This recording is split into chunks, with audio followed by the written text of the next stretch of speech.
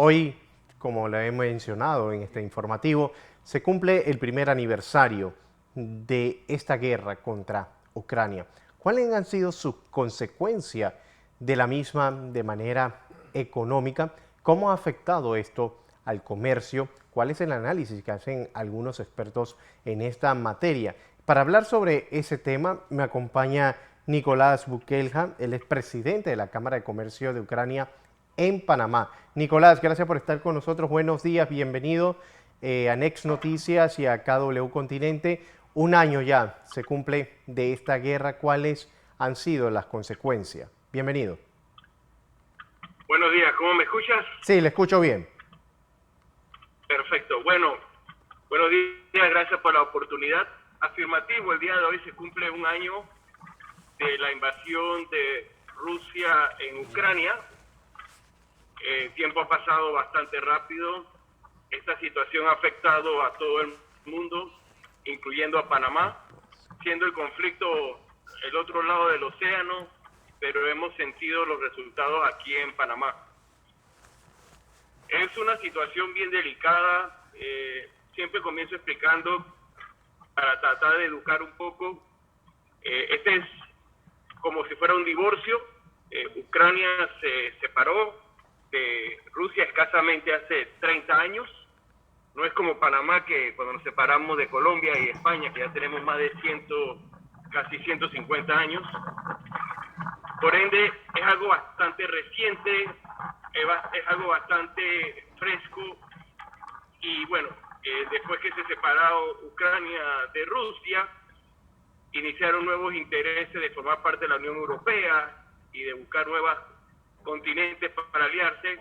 Y bueno, eso no fue del agrado del país vecino y siguió el conflicto el año pasado, que se agravó con lo que es la invasión, que tiene más de 100.000 muertos entre ambos lados. Cierro comentario.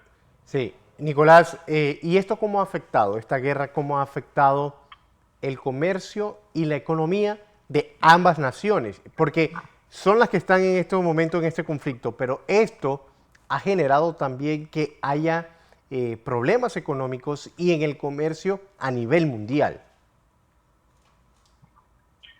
Sí, afirmativo. Recordamos el año pasado cuando se disparó y tuvo un aumento bien enorme el combustible. Ya ha bajado a unos precios muy cercanos antes del conflicto, antes de la guerra, pero también ha afectado lo que es al Panamá. Hemos visto algunas declaraciones de lo que es la autoridad del canal, porque muchas naves pasaban productos como crudo, gas, que es muy de esas áreas, y eso ha bajado un poco. Adicional, muchas fertilizantes que se usan en la agricultura, en el sector agrícola aquí en Panamá, viene de esas áreas. También esto ha frenado la economía. Por parte, desde el 2020, represento a lo que es la parte comercial de Ucrania en Panamá, y el año pasado teníamos giras de visita, de comercio, de negocios, un grupo que venía para Expocomer, que tuvo que suspender su venida, y el gobierno tenía en agenda, por parte del Ministerio de Comercio, el segundo semestre del año pasado, hacer una visita a lo que era Ucrania, buscando la posibilidad de inversiones y promocionar las nuevas leyes o zonas francas y estas nuevas leyes de EMA y SEM. Por ende, ha afectado directamente, indirectamente, y proyectos locales y a futuro. Ahora, estas sanciones impuestas por diferentes países, principalmente por Estados Unidos, a Rusia, ¿han servido de algo a la final? Porque hablan de seguir imponiendo más sanciones a Rusia por esta guerra, pero ¿han tenido algún efecto positivo? Porque vemos que ha durado esta guerra 12 meses.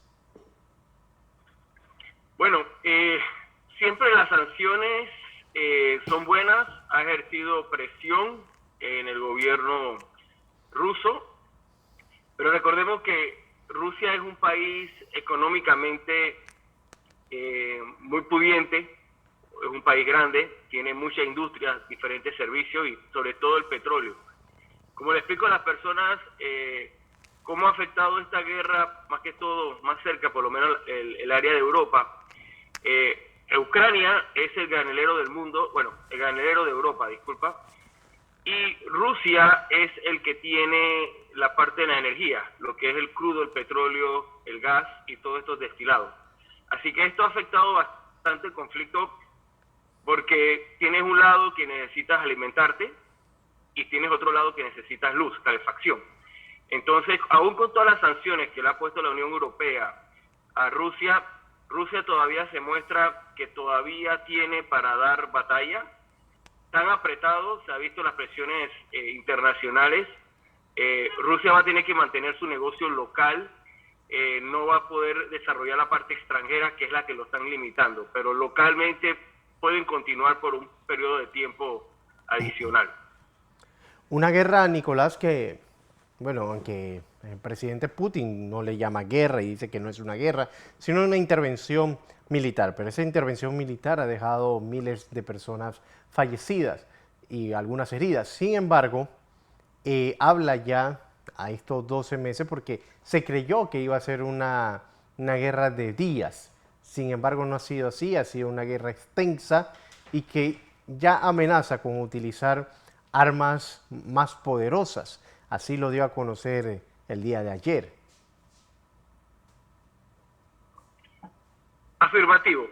Afirmativo, esta amenaza de armas nucleares o más poderosas viene desde casi desde que iniciaron las ayudas al gobierno ucraniano para poder defenderse con armamento. Así que ya también está casi cumpliendo un año las amenazas. Rusia y su presidente, estoy seguro que son personas que están muy anuentes de que si se entra en un conflicto de este tipo nuclear, nadie va a ganar, el país de ellos va a quedar destruido, como también los países que posiblemente participen en esto, y estoy seguro que él tiene que rendirle cuentas a su población, a su país, así que no vemos que esto escale a este nivel. Adicional, esto es algo bastante, como estuve mencionando, bastante delicado.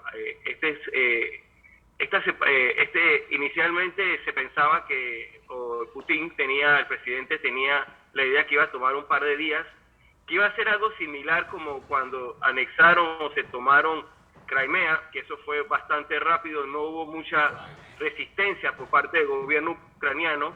En esta parte, sí, Ucrania continúa combatiendo, continúan siendo apoyados, y esto va a durar hasta que Europa y todos los otros países sigan apoyando a Ucrania. Ahora, Nicolás, es muy difícil decir o predecir cuándo va a terminar esta guerra, pero ¿podría terminar Ucrania cediéndoles tierras a Rusia para poner ya una paz al final? Bueno, ya numerosas veces el presidente Zelensky ha mencionado que no va a negociar tierra.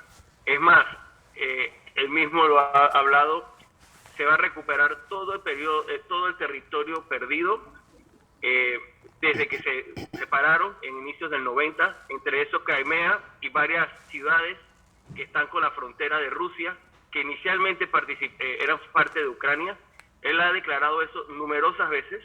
Él ha declarado que está abierto a lo que es una negociación, pero la negociación comienza con el primer punto, que todos los terrenos o todas las tierras y ciudades que ha invadido Rusia desde la separación tienen que regresar a Ucrania.